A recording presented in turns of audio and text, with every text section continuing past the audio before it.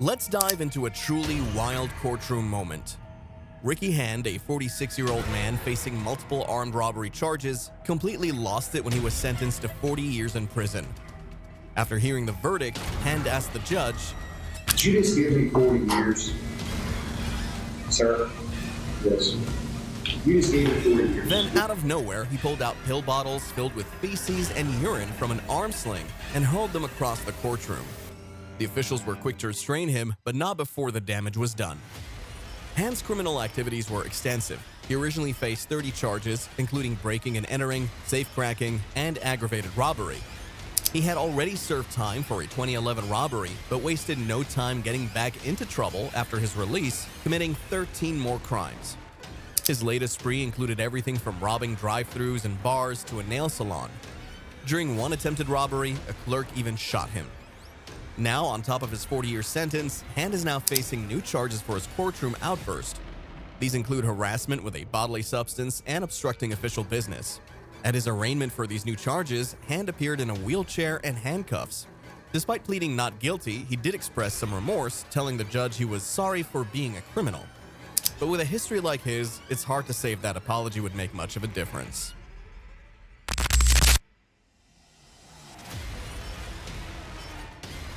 Tobias Sampson Roman from Fresno, 27 years, was landed into hot soup after an unsuccessful robbery incident at Bakersfield Valley Plaza Mall. The police's report is that not only did he attempt to steal from a kiosk worker, but also attempted to murder the 19-year-old woman, waving a knife at her. Although when it came to the arraignment of Roman, he was still not willing to adhere to the set rules. So here's how everything started. Stand up. I can't stand up right now. And I'm right here. Stand up, Ron. When the judge finally got Roman to stand, he asked the standard procedural question. Mr. Roman, what is your true correct name? Tobias, my first name. That's it. Giggles or Tobias. That's it. Don't call me that now. Well, Giggles might be his street name, but there was nothing funny about the situation he was in. Roman decided to go on the dangerous path the moment the hearing started, confronting Judge Charles R. Bremer with a statement that all the accusations were all lies. The judge, trying to maintain order, warned him to keep quiet, but Roman had other ideas. He fired back at the judge, saying this. I will, when the defender represent these charges, Mr. Roman. Mr. Roman, you need to be quiet. The judge moved forward, but he didn't get far before Roman cut him off again. The judge demanded, giving him one final warning. For a brief moment, it seemed like Roman might take the hint and keep quiet. But then, just as quickly, he broke his silence with a defiant.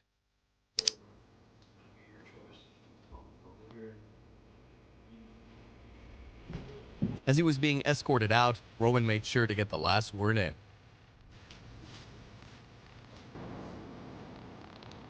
The judge, unfazed but clearly noting the threat, made it official.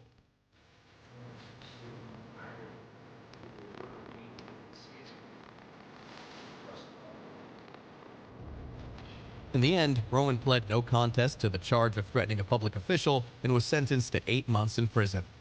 Of his original charges, only one for the threatening with intent to terrorize stuck. For that, he got 3 years behind bars.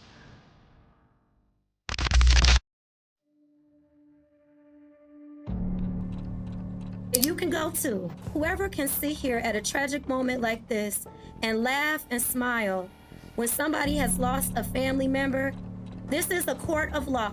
You cannot come down to the Frank Murphy Hall of Justice and act any way you want to act. Amanda Cosal, a 25-year-old woman who had hit another car head-on while driving under the influence of alcohol, was in Frank Murphy Hall of Justice awaiting her sentencing. The accident killed Jerome Zerker and left his fiancée Brittany Johnson and their 5 children without a father. While he awaited sentencing, the court heard an impassioned impact statement from Jerome's children, as read by his sister, Doreen Zerker. Amanda, look what you did to my life. You ruined everything I had, like my dad's life. Amanda appeared visibly shaken by Doreen's words. However, Judge Kiana Lillard noticed laughter coming from Amanda's family, specifically her mother, Donica Cosal. The judge quickly addressed the disrespectful behavior, stating, Ma'am, you are being taken into custody for criminal contempt. Your disruptive and disrespectful behavior disrupted today's proceedings, and you, ma'am, are going to the Wayne County Jail for 93 days for direct criminal contempt. It'll be the sentence of this court that you will serve 3 to 15 years in the Michigan Department of Corrections. If there's nothing further, that concludes this matter. She sentenced Donica to 93 days in Wayne County Jail for criminal contempt. The jury found Amanda guilty as charged, and she was sentenced to 3 to 15 years imprisonment in the Michigan Department of Corrections, serving 3 years before being paroled in February 2020. But as for her mother, the following day, Donica was back in court in the blush of a night in jail, although she looked remorseful. She apologized to the judge, who then relented and lowered her sentence to just 1 day time served.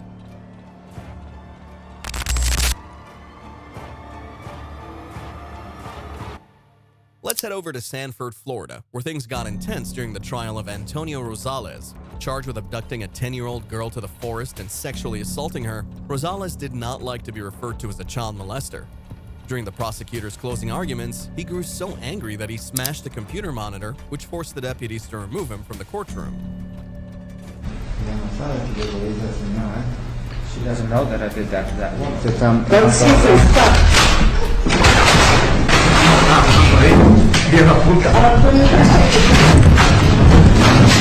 Please take the jury for police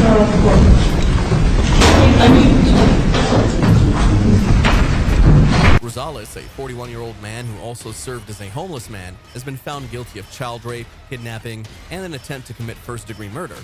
He was given 3 terms of life imprisonment without the possibility of parole, which seemed fair. No mercy, no parole for the man who dared to defy the law. The case was particularly sad, as the victim was a young woman. She narrated that fateful night in 2003 when she was grabbed while on her brother's scooter going to the grocery store. She was choked until she became unconscious, and that was not the end of the trauma. Rosales later took a plea bargain to the incident and also to a different incident in which he murdered an old woman in Arizona. This guy is a criminal. He was imprisoned in Guatemala for homicide and has been deported from the US several times. Rosales claimed during his confession that he was born in Guatemala and had entered the United States illegally twice in 1995 and 2002. However, US immigration records show that he has unlawfully entered the country at least 3 times. He was deported in 1998 and 2000, with authorities believing he was actually from Mexico.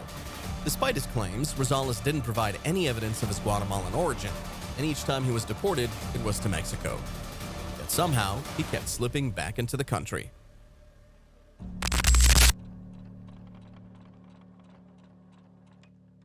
Sean Riker was not interested in attending a sentencing hearing and made that very clear from the start.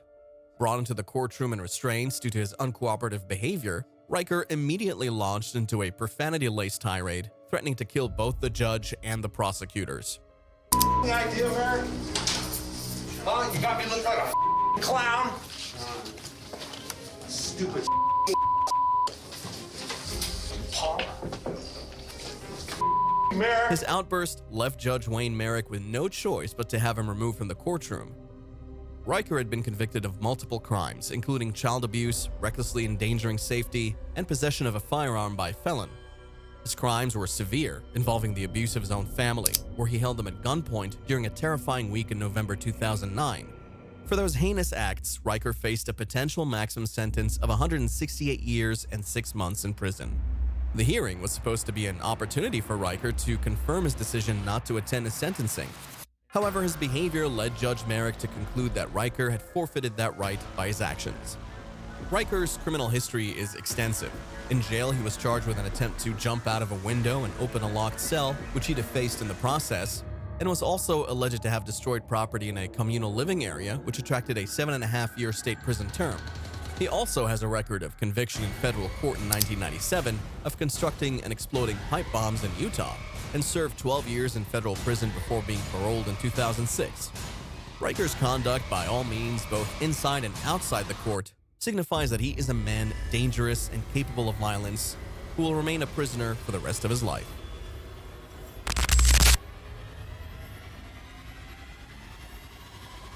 Next, let's head to Barry, Ohio, where 18-year-old William Demopoulos was in court for a probation hearing.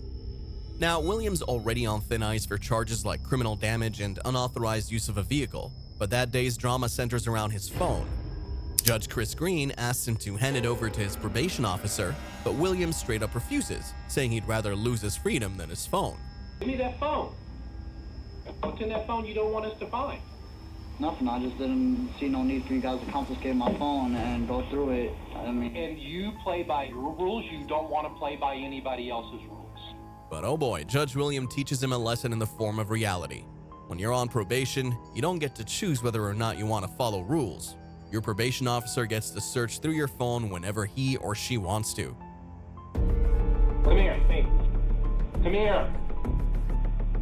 No, man. No, man, this is not right, man. I'm telling you, it's not right.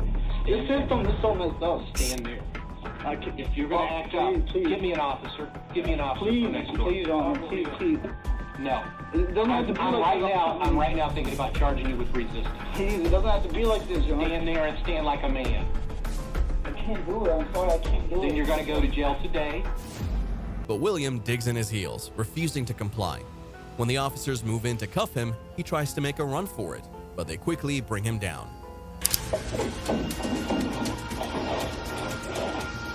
In the end, the judge revoked his probation, slapped him with a resisting arrest charge, and sentenced him to 40 days in jail, all because he couldn't part with his phone.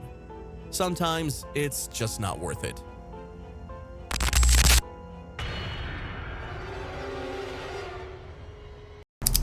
The allegations against my client, Mr. Berry, are failure to protect and abandonment. And never be in there. Oh, it's kids. Mother, She was always on sex sites, though, right? Mother, listen to me. I had to beg you to come see me. For real? Mother, listen to me. No matter how much you lie or how your lawyers lie. You done, Mother? Listen to me. This is a civil case. It's not a criminal case. We can and we will do it without you. I never We tried will to say I do it didn't. I without did it, you. but that does not negate the fact that they were never there for their children. I had to struggle with them all the time. They were never there. You get Stephen, your you chance. know we had to beg you. Me, Stephen, all of us used to cry for you. You're not going to be able to stay, I'm Mother. good. Come here. There are rules. In a deeply disturbing case, Mitchell Blair stood before Wayne County Circuit Judge Dana Hathaway, who delivered a scathing reprimand. During the trial, Judge Hathaway said that as a mom whose job is to protect her children, she'd failed in the worst possible way. Blair was given life imprisonment without the chance of parole after she confessed to killing her two kids, Stephen Berry and Stoney Blair, and putting their dead bodies in a freezer. The judge made it clear: you impose the death penalty on your own children, meaning, of course, that you will never get out. Blair had pleaded guilty to first-degree murder in the death of her daughter and felony murder in the death of her son. She referred to them as demons and claimed to have flogged, burnt, and throttled them. Judge Hathaway expressed deep sadness for the terror the children lived in, saying they lived in terrible fear of you. Blair, a mother of four, claimed repeatedly that Stephen and Stoney had abused one of her other children, but Wayne County Assistant Prosecutor Karen Goldfarb stated there was no evidence of that. Blair interrupted, angrily asserting that's a lie, prompting the judge to warn her that she would be escorted out if she didn't behave. Blair's attorney, Wyatt Harris, pointed out that while Blair had consistently maintained this belief, he did not justify her actions, noting she lacked support and didn't cope in a way most people would have. Dressed in red jail garb, with her wrists handcuffed in front of her, Blair directed much of her speech towards the family of Alexander Dorsey, the father of Stoney and her 17-year-old child. Although Dorsey provided a statement to the judge, its contents were not made public. Blair insisted, as horrendous as everybody thinks I am, I'm the only one that's not lying about anything. The horrific nature of the case was underscored when the bodies of Stoney and Stephen were discovered in a white deep freezer in the living room of the family's home by a crew evicting Blair in March. Authorities revealed that Stephen had been killed in 2012, with Stoney meeting the same fate about 9 months later in 2013. During a previous hearing, Blair graphically detailed the abuse she inflicted on her children, describing how she punched, burned, and suffocated them. She admitted to intending to kill her daughter, but claimed she didn't intentionally kill her son, though she acknowledged that her actions caused his death. Blair's two surviving children, an 8-year-old boy and a 17-year-old girl, are now in the care of a relative, but Blair is also accused of severely abusing them. In a final statement, Judge Hathaway condemned Blair's actions, saying, "Thankfully, that house of horrors that you created is no longer in existence." and expressed hope that the remaining children would recover from the traumatic experiences they endured.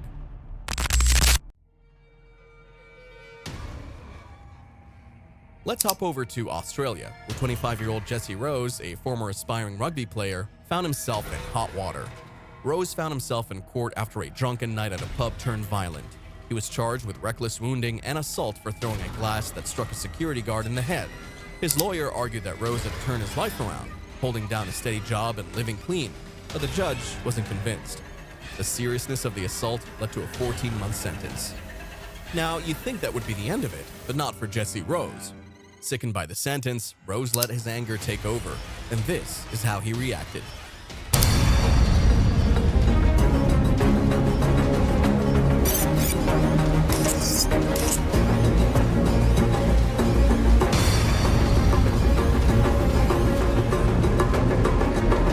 Channeling his rugby days, he kicked down the courtroom door in a rage.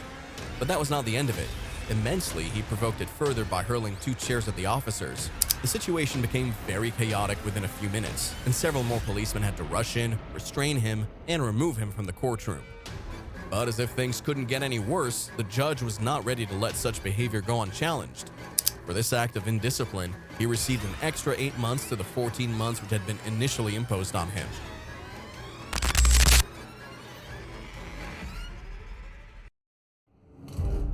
Jeremy Christian's sentencing hearing got off to a chaotic start when he angrily told one of his surviving victims that he regretted not killing her.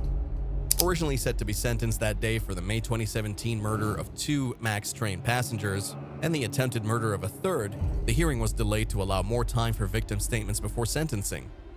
Christian's composure shattered when Demetria Hester, a black woman who had been seriously injured by Christian when he struck her with a half-filled Gatorade bottle, confronted him in court. She described him as a white supremacist and a plague on society, telling him, Mr. Jeremy Christian, your mom should have swallowed you. You are a waste of breath. And when you die and go to hell, I hope you rot. Christian responded with anger, saying, See you there. He even went further and said,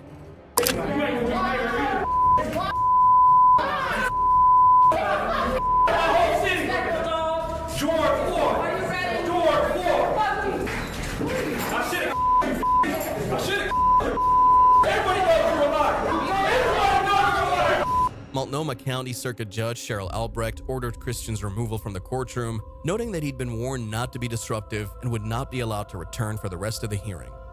After hearing arguments from both sides, the judge concluded that Oregon law permits her to sentence Christian to life in prison without the possibility of parole for the first-degree murders of Taliesin Namkai Mesh and Ricky Best.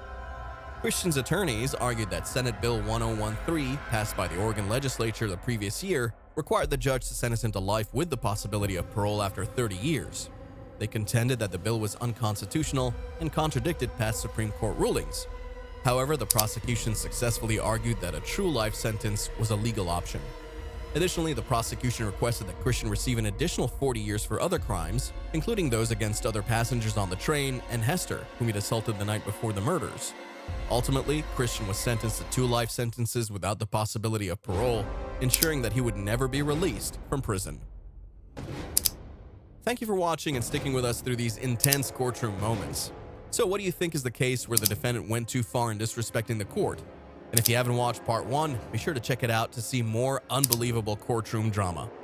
And make sure you subscribe to keep up with the latest cases.